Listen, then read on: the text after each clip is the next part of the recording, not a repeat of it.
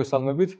დღეს გვინდა ვიდეო დავუთმოთ სოფლიოში ერთ-ერთ ყველაზე ცნობილ და პრესტიჟულ ბრენდს, ყველასათვის ცნობილ და პატივსაცემს Benchmade და სიხარულით გვინდა ასევე გამცნობოთ, რომ Benchmade-ები დავიმატეთ. საქართველოში პრობლემა იყო ყოველთვის Benchmade-ების შოვნა და პირადად მე ამაყიც ვარ, გახარებულიც ვარ, რომ ესე შემოვიტანეთ და საშუალება გვექნება. მეც მოგესალმებით, მეგობრებო.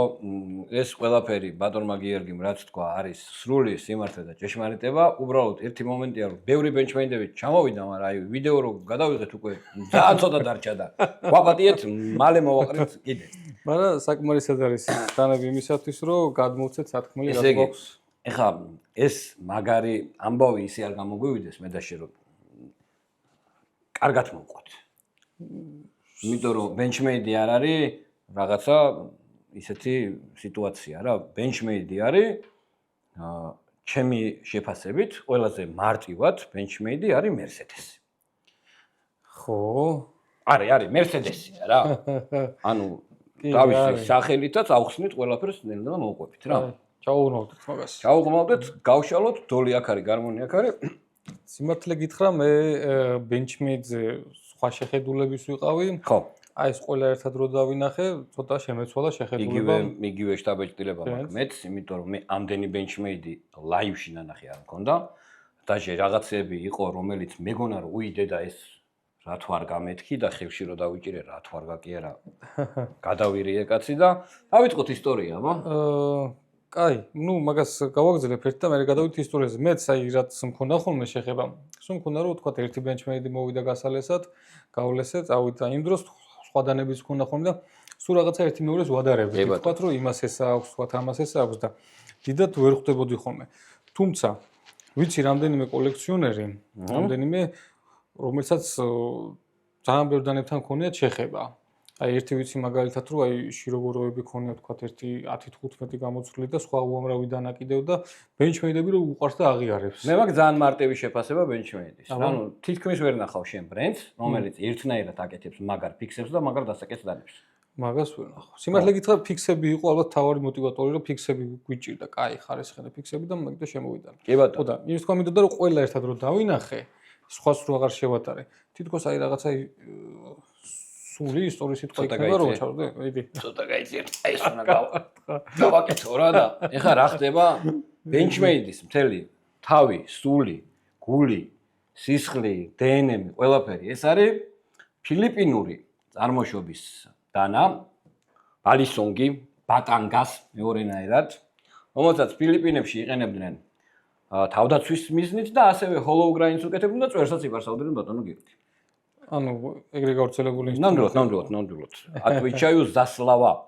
ესე იგი, ამერიკაში ამ დროს არის ახალგაზრდა მაწვილი Les Deasisi, რომელიც ბავშვობის ასაკში საკმაოდ დაბალი ხარისხის იმას რა ქვია, ბალისონგებს ხვდებოდა, მაგრამ უყვარდა რა ამით თამაში და ჰქონდა რაღაც ოცნება, რომ გაეკეთებინა სრულყოფილი ბალისონგი. ჯერ არ არსებობს არანაირი Benchmade, არაფერი 1979 წელია. ლესმა დახატა, კონსტრუირება მოახერხა და აი ამის გვარი მავიწყდა მაგერ შპარგალკაში უნდა ჩავიხედო. ძალიან უცნაური გვარი ქონდა ამ კაცს რა. ვის დაეხმარა ამის იმაში რა ქვია, ანსელმო იყო ოსტატი, რომელმაც რეალურად ანუ გრინდინგი, ტრალი-ვალი, ანუ დანის შექმნა, ამ ადამიანმა ანუ ამის იდეა იყო იმან კი ბატონო. და პირველი ასე ვთქვათ Benchmade-ის პროტოტიპი შეიქმნა და 1980 წელს ჯოდი სამსონთან ერთად გააგრძელა უკვე ამის დახვეწა და რო გააკეთა, მივიდა ადგილობრივ კალიფორნიის სანადირო მაღაზიაში, მიიტანა რა ერთი ცალი რა და იქ უთხრეს რომ ერთი 100 წელს ვერ გააკეთებო ძმაო. და ეხა 100 წლის გაკეთება უკვე პატარა ამბავი აღარ იყო და დაიწყო 1980 წელს უკვე მეზანინში პატარა პარტია იღეს, შეუდგნენ საქმიანობას და გააკეთეს კომპანია Pacific Cutlery. ეხლა როგორც ხდება ხოლმე, არ არის ეს იოლის საქმე, შენ აკეთო პირობითად 100 დანა და 100-ო იყოს კარგი. ხარისხის დიდი პრობლემები ჰქონდათ ძალიან და საბოლოო ჯამში მივიდნენ იქამდე, რომ ეს კომპანია გაკოტრდა, მაგრამ ჩემი აზრით ამ კაცის გენიალურობა ზუსტად მან გამოჩნდა, რომ არც ფარხმალი არ დაუყრია, ერთი წამი არ დაუხევია უკან და მოკლედ რას სახელი უნდა მოეფიქრებინა, აი მაგ ამბავშია, რომ ახალი უნდა გაცხოს და შეუბეროს რა და bench made, ინგლისურად, bench ასე ვთქვათ, არის სლენგზე, პირდაპირ გადათარგმნო ტაბურეტის ის არის თავი, მაგრამ სლენგზე არის თამასა. თამასით შექმნილი, მოკლედ სახელი გეუბნება, რომ მიჭირავს ხარისხიო, რა. აი, მაგ მომენტში, შეიქმნა მოდელი 68, პირველი მისი ბალისონგს ერქვა, მოდელი 68. ამით დაიწყეს და აი ის სანადირო მაღაზია ძალიან დიდ როლს თამაშობდა ამ კაცის ცხოვრებაში, იმიტომ რომ რეალურად დიდი წარმატება მოვიდა მაშინ, როცა ფიქსების კეთება დაიწყეს, სანადირო დანების კეთება, სათევზაო დანების კეთება და ასევე მე არ ვიცოდი, ეხლა აღმოვაჩინე, რომ რაღაცა მომენტში საჯარისო შენაერთებსაც ამარაგებდა თურმე, ბატონი ლესდიასისი და დღეის მდგომარეობით, ბევრი რო არ ვისაუბროთ, ეს არის უზარმაზარი კომპანია. საკუთარი ხაზი აქვს, საკუთარი ძალიან მაგარი მარკეტინგული სტრატეგია აქვს და მე გზადაგზა რომ გავშლით ამ თემებს, ვიტყვი, როგორ ყიდიან საკმაოდ ისეთ მსუყეფასად რა, მოდი ასე ვთქვათ, ძალიან დიდ რაოდენობას რა. მოდი ბატონო გიორგი, აი ამ ფიქსებიდან, სანამ სხვა რაღაცაზე გადავალთ, შენ როგორც დანის მოყვარული ლესვის სპეციალისტი, აი რაღაცა რომელიმე მოდელით დავიწყოთ. ეს გავაგზავნებ მეც რომ აი ეგ კითხვა რაც მქონდა თქვათ რომ აი ესე ძვირი არის და თქვათ overpriced არის და თქვათ რატო იყიდება ამდენი და ასე შემდეგ. ეგ კითხვა მეც მქონდა ხოლმე იცი როგორ სხვაა და ობიექტურია ეგ კითხვა. მაგრამ აი ეს ყველა ერთად დანას რომ მოუყარე რაღაცა აი ეს აღმოვაჩინე სიტყვაზე, რასაც თქვათ გადავიხდიდი და ჩავთვალე რომ თქვათ შეგროვებითაც სიამოვნებით ბენჩმეიდების დავკავდებოდი და ეს არის ის რომ განუასხვავე სხვა ბრენდებისაგან. მანამ თუ უყურებთ ცალკეულად რაღაცა დანა რო არის თქვა და რაღაცა მოდელი დავადარებდი. თლიანად ბრენდი განუასხვავე სხვა ბრენდებისაგან და ვფიქრობ რომ მსგავსი ბრენდი სხვა ეხლა არ მახსენდება რომ აი ესე ხარისხიან გამართული ინსტრუმენტებს ანგელა მასწარმოებაში. კი ბატონო. და აი სათამაშო და რაღაც აქსესუარები არ არის თვითონ. როგორც ხვები არის რა, ხო, რაღაც შევეხებით gold class-ი, მაგრამ კი ბატონო, მაგრამ ამ თემაში ყველა მოდელი არის ფუნქციური გამართული ინსტრუმენტი, ისეთი რომ რისაც არის განაკეთები. მომც თან გაძლევს მოღამს რომ საკოლექციოთაც გქონდეს რა. კი, იმიტომ რომ ეს ხასიათს რო აღმოაჩენ ყველა მაგას ხო არ გაძლევს. მორა? მორას კოლექციონერები არის. მორას ხო არ დაიწყებს მორას შეგროვებას. კი ბატონო. ეგეც ალბათ ეგ არის რა, რაღაცა ხასიათი არის ხოლმე რო აგროვებ ყველა ბრენდში და ამას რო აღმოაჩენ, ისეთი საინტერესო არის რო განსხვავდება. შესაბამისად მაგიტომაც აგროვებენ და აი ეგეთი ბრენდი არ მახსენდება რომ აი ეს ყველანაირად გამართული ინსტრუმენტები იყოს. რომელით არ უნდა დაიწყო, რომელთაც ყველა არის ძალიან მაგარი. მე გულწრფელად მაინტერესებს აი მაგ სამდანაზე შენი აზრი რა, მართლა მაინტერესებს. ფიქსებზე? კი, ფიქსებზე მინდა რომ მოგისმინო რა, აი შეაფასე კრიტიკულადაც ისე ფიქსი არის, რამდენი გვაქვს ფიქსები, რამდენი ჩამოგვაქვს, ძალიან პრესტიჟულებიც, მაგრამ ესეთი პრაქტიკულები სიმართლე გითხრა, აი რომ უყურებ, ალბათ რა კონკურენტოები არის, ან ძალიან ძნელი იქნება ამათ კონკურენცია რომ გაუწიო. ერთი შეხედვით ძალიან მარტივი დანა არის, ერთი შეხედვით. მაგრამ ძალიან მაგარი ინსტრუმენტია, ლანცეტივით 12 ლარიანი რაღაცა დანა რა. კი, ხელში ძალიან კომფორტულად ხდება. პირის გამოყვანა ძალიან კარგი აქვს, ფორმები ძალიან კარგი აქვს. აი ისეთი აქვს აი ეს ჯიმპინგებიც, რომ აი ოპერაცია შეიძლება ჩაატარო. ვისაც ჭირდება ესეთი პატარა, ალბათ ფრინველზე სამუშაოდ, რაღაც სამუშაოდ იდეალური ინსტრუმენტი არის. ფულტანგიათან ყველა დანაში დევს რაღაცა მსგავსი ხასიათი და მსგავსი ფილოსოფიით აკეთებენ დანებს. ხანცერია არის AES-იც, მაგალითად, ეს პრემიუმი არის, იმიტომ რომ კარბონზე არის და კრუვიარზე არის, თუმცა ეს ფერი მაგალითად რომ ტყეში არ დაიკარგოს, მარტივად აღმოსაჩენი იყოს. კარგად ხაზი გავუსვათ ამას, ანუ ძალიან ბევრისგან გავიგე რომ რა არის რა, ანუ ეს არის ფერი შეგნებულად, როდესაც ტყეში დანა გივარდება და ის არის მუქი ფერის, ბალახში ვერ პოულობ და ამიტომ არის რომ შეფერილი დანებს ანიჭებენ უპირატესობას ის ხალხი, ვინც ტყეში ასე ვთქვათ საქმიანობს რა. კი ბატონო. აი ხლა ამდენას მაგალითად აი დავუთმობ 1-2 წუთს არის ერთი კოლექციონერი ალბათ ფიქსები ხელნაკეთები 50 წელი მინიმუმ აქვს მისი ნანახი. და სანადიროდ რო დადიან ხოლმე, გადადიან საზღვარგარეთ და დიდი რაოდენობით ხდება ნადირობა, აი ეს დანა მიაქვს ხოლმე. და რომ მოუტანია თქვათ ერთი 5-6 ღორი რო დაუმუშავებია და რო უყურებ რა მდგომარეობაში არის დანა და მაინც თავისი გეომეტრიიდან სითხელიდან გამომდინარე რომ მაინც ძალიან კარგი ინსტრუმენტია და კარგად გამოაჩინე რა კამერაში რა. აი არ ვიცი გასარეცხად ხელში ერგონომიულად ეს ტარიც ყველანაირად აი გამოყვანა ისეთი აქვს რომ ძალიან იდეალური მაგარი ინსტრუმენტი არის. აგიტომაც გვია მით კრაფტერ რა, რომ ანუ ხორცის შამქმნელია რა. კი ბატონო, მსგავსი აქვს, წყლის ხაზი აქვს Benchmade-ს, იქით თავისი დანიშნულებით, თავისი დეტალებით, ქარქაშით, ფერებით, ყველაფრით, ისე რომ მაქსიმალურად ვცდილობენ იდეალური ინსტრუმენტი გააკეთონ და ძალიან ძნელი იქნება ამ თემაში ამათი კონკურენტობა.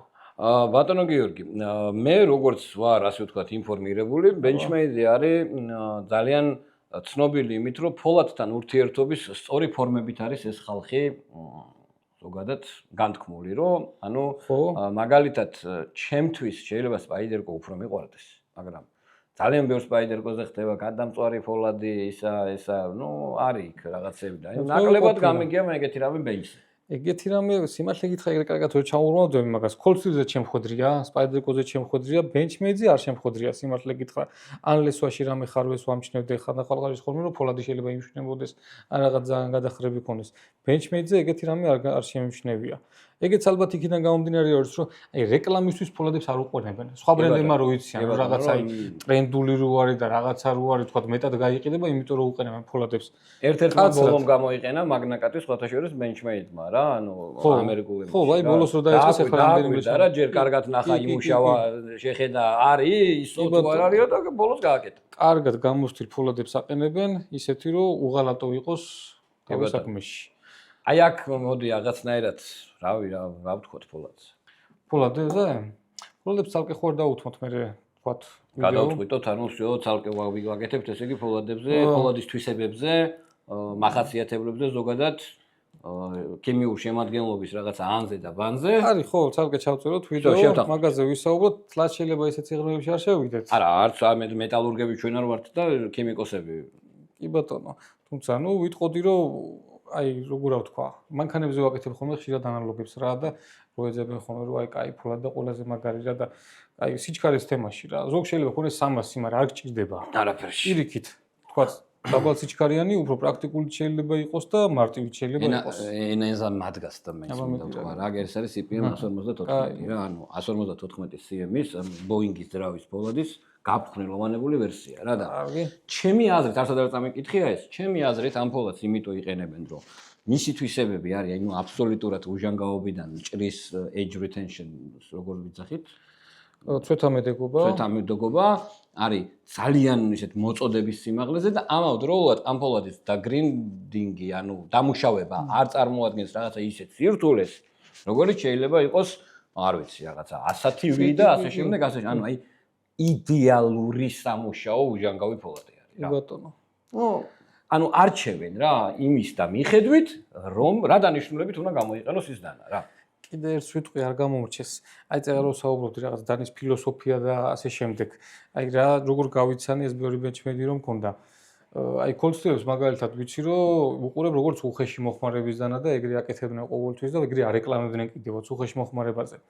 Spyderco-ები არის მჭრელები, აი რეზაკები, რა რეზაკებს ვეძახი, იმიტომ რომ Spyderco-ები რო ილესება, თქვა 30 გრადუსის ფარგლებში, ეგრე მასიურად მე არ შემხვედრია სხვა დანები, რომ მაგ გრადუსზე ლესავდნენ. მაგ გრადუსზე გალესილი დანები არის მჭრელები, უხეში მოხმარებაზე ვერაფერზე ვერ მუშაობს კარგად. თუ გინდა რომ Spyderco თქვა ცოტა რაღაც 30 გრადუსი მაგეც რო აუხსნათ ზოგადად ნიშნავს რომ ერთი მხარე 15, მეორე 15? 1.15, ხო, ორივეს ერთად ვანგარიშობ ხოლმე. ნუ 30 არა, რაღაც 32-ებში, 32-ების ირგვლივ ტრიალებს ხოლმე და Benchmade-ებს უყურებ, რომ აი შუაში არიან. კი ბატონო. აი არც ძალიან უხეში მოხმარების არ არის, ძირითადად მასიური თუ რა აქვს რაღაცა ეგეთი მოდელებიც ისეთი და ისეთი და არ ძალიან მჭრელები არ არიან. ანუ ძალიან იდეალურად კარგად გამართული ინსტრუმენტი თუ გინდა რომელიც ცოტა თქვა უხეში მოხმარებისას გამოდგება და ჭრის კიდევაც კარგად, ალბათ Benchmade-ები თამათ შეგვიძლია გავუწიოთ რეკომენდაცია. მოკლედ მე ვფიქრობდი ბევრს ზოგადად ბევრჯერ მაქვს ნათქვამი რომ ადამიანები შეიძლება იმდენად მაინტერესებდეს რამდენადაც დანები და Les Deasis-ის როგორც პიროვნების გენია რაში მდგომარეობს რა, იმიტომ რომ ჩემთვის იცი მე Soul Glaciers როგორ პატივცემ, როგორც არ ვიცი რა ვიცი სუპერ შემოქმედ კაცს და ბიჭო რო უყურებ თითქოს რა ამას არც არაფერი არ გამოუგონია. ამიგე ესე რა. არაფერი არ გამოუგონია რა. აი ყველა აქსის ლოქიო რა და აქსის ლოქი მაგან კი არ გამოიგონა აგერ აი. გადავშალო დავთარი. წაიკითხე. ბილ მაკჰენრი და ჯეისონ ვილიამსმა შექმნეს აქსისი და ამან პროსტა იყიდა რა. ხდები, მაგრამ ეს ყველაფერი რო გააკეთო. ხო უნდა ძალიან ნიჭიერი კაცი ხონა იყო. უნარები უნდა ერთხელ გაკოტრდე, მერე კიდევ დაიწყო. ხო, თან მე როგორ ეს ერთი ხო ააშენა. ეხლა პროსტა აღარ ყვები რა ამ წლების მიხედვით ქრონოლოგიას რა, პატარა ააშენა. გადავიდა მე კალიფორნიიდან ორეგონში. ორეგონში ჯერ ერთი ქარხანა ააშენა. მე 5 წელიწადში მეორე ააშენა და კიდე 7 წელიწადში ააშენა მესამე და ეხლა აქვს მეოთხე კიდე დიდი. მაგარი ტიპი იყო რა, გარდაიცვალა ცხონებული და დღეს მისი ვაჟი არის ამ კომპანიის სათავეში.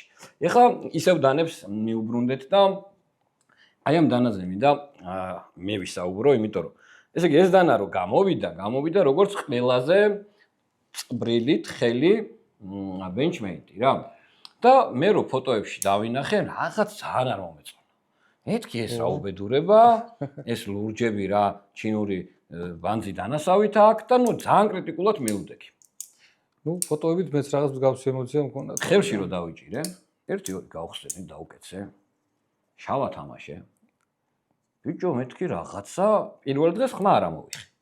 მე მეორეც და აი ვაღიარებ რა, ბაგაუტი აქ არ გვიდევს შეგნებულად რა, იმიტომ რომ ბაგაუტები გვაქვს. მაგრამ ნუ მე ბაგაუტის არსი ვერ გავიგე. მაპატიეთ რა, ვიცი რომ ძალიან ბევრს გიყვართ ეგდან. აი ამის გავიგე. ესეც ხომ მსუბუქია. და შეიძლება, ნუ არა, ბაგაუტი უფრო მსუბუქია, მაგრამ აი ეს მესმის რა, რატომ უნდა გადავიხადო ამაში ფული რა. 1500 ლარი კი. ამაში. ნუ ფასი ძალიან არის წასული, მაგრამ ყოველ შემთხვევაში ისევ იმას დაუბრუნდები რა, აი თავის ფილოსოფია აქვს, რომ ესე ფასობს, ესეც აკეთებს და თუ გინდა იყიდე. არ ამგონია რომ ეს ბაგაუტივით 200.000 წელი გამოუშვან რა. ესა, შეიძლება ეგეც იყოს. ნუ რა გითხრა, ერთადერთი პატარა გული დამწყდა, რომ საყელურებზე რო არ არის და თავის რაღაც ტრადიციას უღალატეს და საკისრებზე გააკეთეს.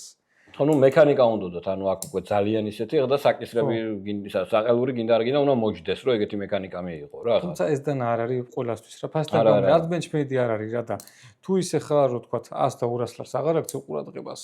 კი ბატონო, ეს დანა ნამდვილად საკოლექციოც არის და მით უმეტეს როგორც ინსტრუმენტი რომ ჯიბეში ჩაიდო, ამაზე უკეთესი ძნელი მოსაძებნი იქნება ყოველდღიური. აქ კიდე ერთხელ მინდა ვახსენო აი ამ რაღაც საფასო თემატიკაზე რა. მეგობრებო, ეს არ არის პირველადი მოხმარების პროდუქტი. არავის არ ავალდებულებს და არავინ არ იძახის რომ ყველა უნდა იყიდოს ზვირიანი დანა.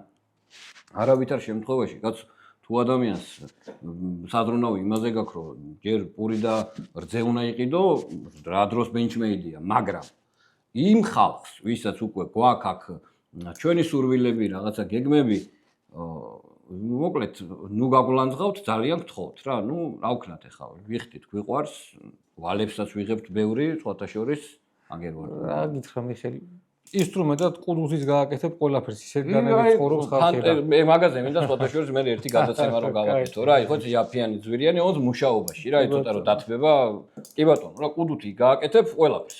დანარჩენი სიმართლე გითხრა ქართულ რეალობაში, აი 10 ლარსაც ძალიან დიდ პატივს ავწევ და ყველაფერში რომ აჭირდება, მაგრამ ეხლა სადაც ათვალებს ყიდულობთ ხანდახან, თქვათ, სადაც 100 წელი შეიძლება იყოს, მე არ ამგონია ეგეთი არადი ის კომენტარები რომ მოდის ხოლმე რომ ეს რა ფასია და ასე შემდეგ. მე მგონია რომ ძირითადად მეტი წილი შეიძლება იმის ბრალი იყოს, რომ თვითონ დანის კულტურა არ არის და უცხო არის, თქვათ, რომ ეს პირველად რო გებულობ, რომ დანა შეიძლება ამდენი ღირდეს, თორე. არა, მე ვაღიარებ, მეც მქონდა ეგ მომენტი, ახლა სანამ რაღაცებს და რო ვიგებდი რაღაცას მეთქი. მეთქი, მაგაში როგორ უნდა გადაიხადო ეს, მაგრამ ხო, სხვა გინდა სხვა ისეთ თემა შეიძლება იყოს, შენ ვერ მიხვდე, მაგრამ ხო, როგორც ვერ ხვდები, როგორ შეიძლება რაღაცა რომელიღაცა დედოფლის მონეტაში გადაიხადო $1,400,000. მე ვერ მიხვდები, მაგრამ ის ხალხი кайფობს მაგით რა. ნეროუსი. ამისი დიდი ვერსიაც არის, მხოლოდ პატარა ვერსია ჩამოგვივიდა ჯერჯერობით, თუმცა ისე მომეწონა, რომ დიდსაც ჩამოვიტან. სხვა წეღარაცა ვთქვი. ანუ ისე იყო ეს თემა, ბენჩმეიტის თემა, რომ უბრალოდ გვინდოდა რომ გქონოდა, საჭირო იყო და რაღაცა ფიქსების დანაკლისი ქონდა, მაგრამ ემოცია ისეთი მაქვს, რომ აუცილებლად სხვა მოდელებსაც დავამატებთ. ხო, არა, ჩვენ არც ის არ ვიცოდით, ეხლა ბაზარი როგორი არის, მომხმარებელი როგორი რეაგირებდა, ეხლა ნამდვილად ესეთი თემაა რა, არ არის ეს ორი კაპიკის საკითხი და რა ვიცი რა, ძალიან მაგარი რამეა, მოათხოვეს ყველაფერი დიდევს იქ. მოდი მაშინ ეს თუ ყველაზე მჭრელი არის და თხელი არის და ასე შემდეგ, ალბათ ადამასი არის ბენჩმეინის დასაკეთებში, კი, მინი არის, თუმცა პატარა ტანკი არის, შეიძლება ესეც ითქვას.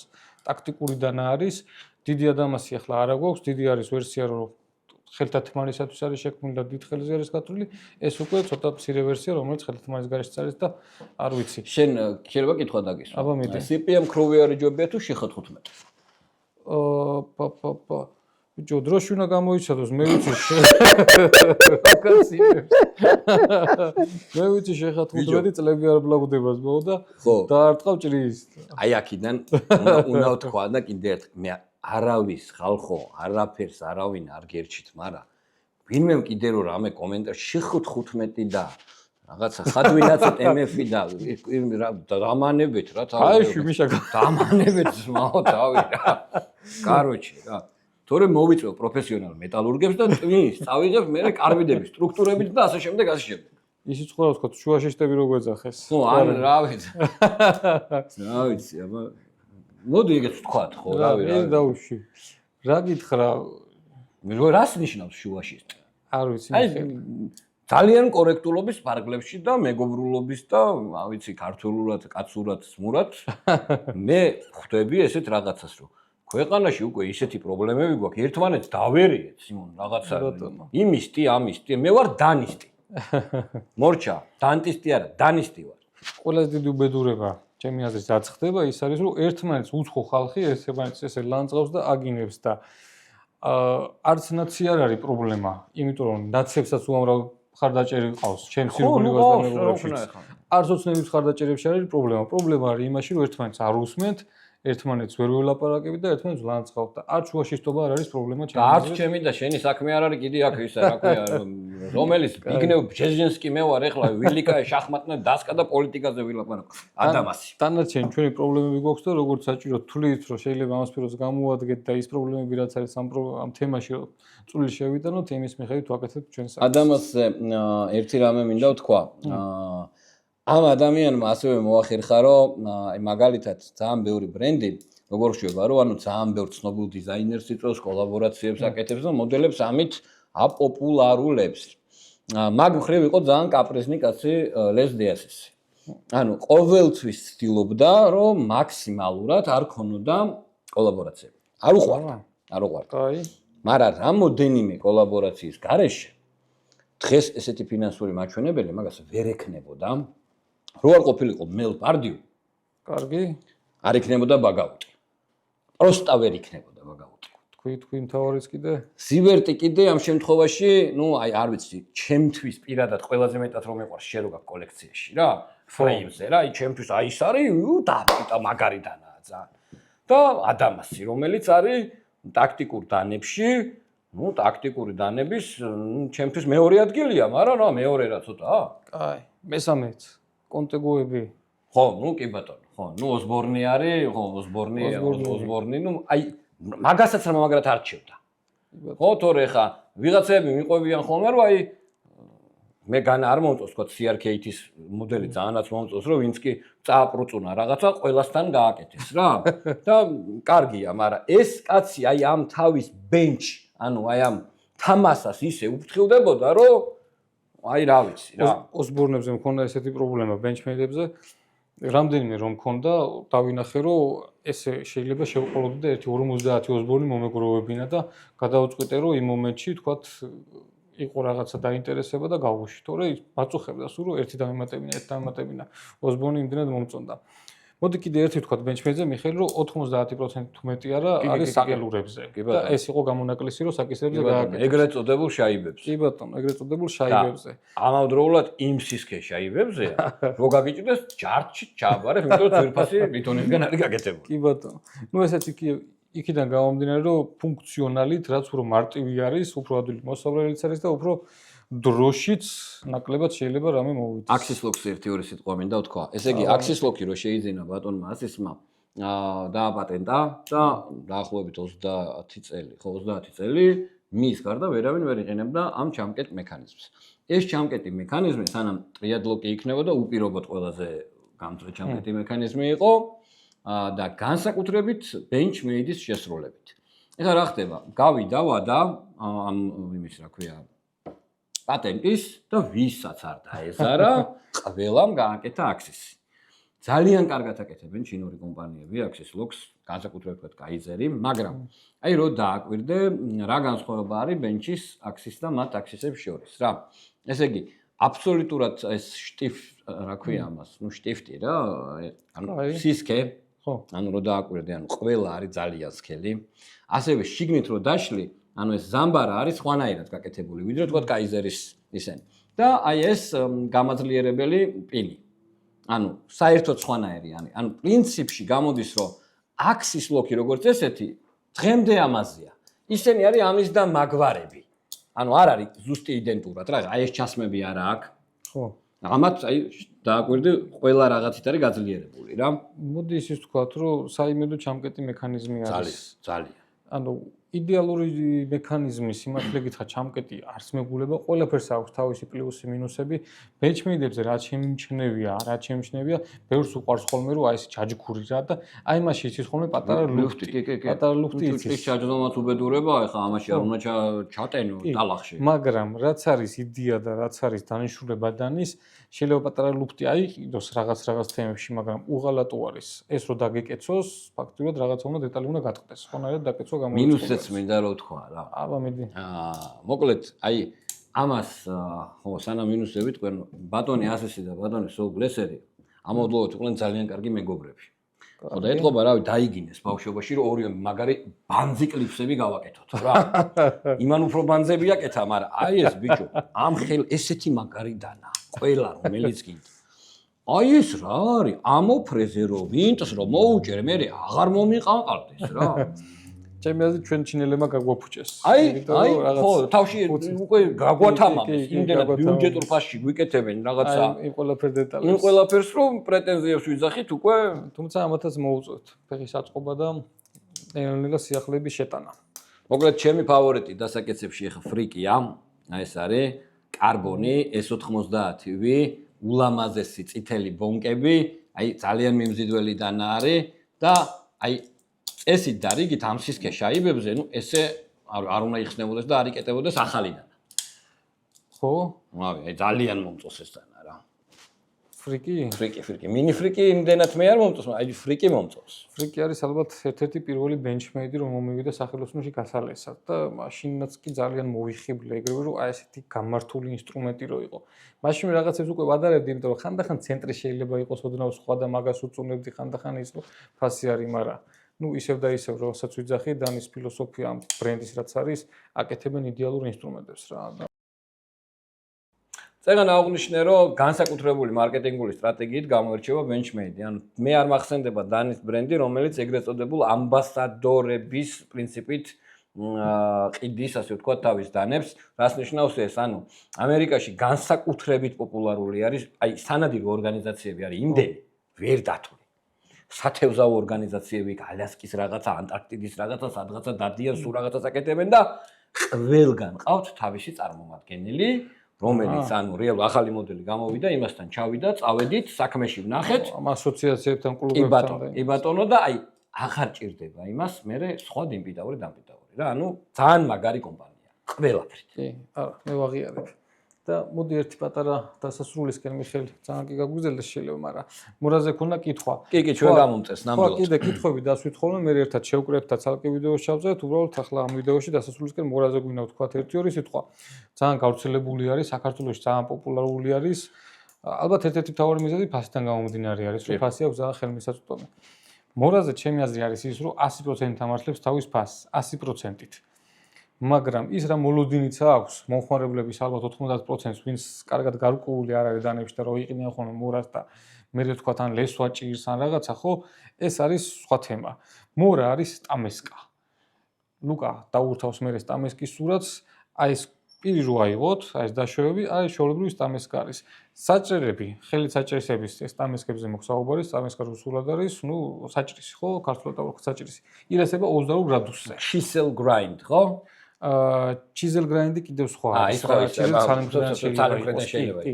მაგრამ ეს პირდაპირ გაგებით არის, აი 22 გრადუსზე ილესება მეახლოებით, ხელით რო ჭრიან ხოლმე ჩაქუჩის გარეშე რო არის, ხელით რო ჭრიან. ამისი ლესვაც აი ეს დაშვებები არის 22 გრადუსი. ანუ შეღწევადობა ხეში აქვს ძალიან ხეში კარგი. აქვს იდეალური ხეზე იმუშავებს სულ, მაგრამ 22 გრადუსი არის რო წარმოიდგინოთ აი იაპონური სამზარეულო დანების ლესვა. ეგ არის ის რომ აი ხო ხვდებით რომ ამ სამზარეულო დანებს უხეში მოხმარებაზე რო ეგრევე ფუჭდება ხოლმე.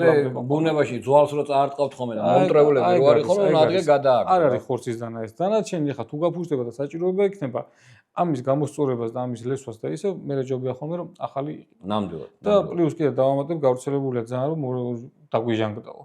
ნუ ჩემი აზრით ჯობია რომ უჟანგავი ფოლადი ქონდეთ მურას, იმიტომ რომ არ ამგონი ამ ჭრელთვისებაში ეგეთი სხვაობა დაინახოთ, რაც ღირდეს იმათ რომ თქვათ ეგრევე შავდება და ჟანგდება და მომენტალურად წყალს შეეხება თუ არა ეგრევე გაშენებული. ასე რომ თუ ხეზე გიწევთ მუშაობა და მსგავსი ჭხილკედელაობა, ნუ 99% უწევ მორას რეკომენდაციას და დანარჩენი სხვა შემთხვევებში, ნუ იცოდეთ, ისე უწევ რეკომენდაციას ფასთან გამომდინარე, უბრალოდ იცოდეთ, რომ ლესვა მოვლა ძნელი არის და პატარა უხეში მოხმარებაზე ეგრევე ფუჭდება პირე. ტახილზე სანადიროთ უწახვალთ, მე პირადად სხვა დანას გირჩევთ, მაგრამ მიუხედავად იმისა, რომ მორა არ არის ჩვენი ბრენდი და ჩვენ ასორტიმენტში მორას მოდელები ბევრი არ არის, ნამდვილად თავის ფას 100% ამართლებს. ეს ძვირიანებზე ცალკე თემა არის, მე შეიძლება 500 ლარიანი რაღაცები გამოუშვეს, იმაზე აღარ მინდა ლაპარაკი. კეთილი, მოკლედ კითხვები გამოუშვით და გიპასუხებთ აუცილებლად. აბა მოვალ ვიდეოებად. უი, არხი გამოიწერეთ, კაცო.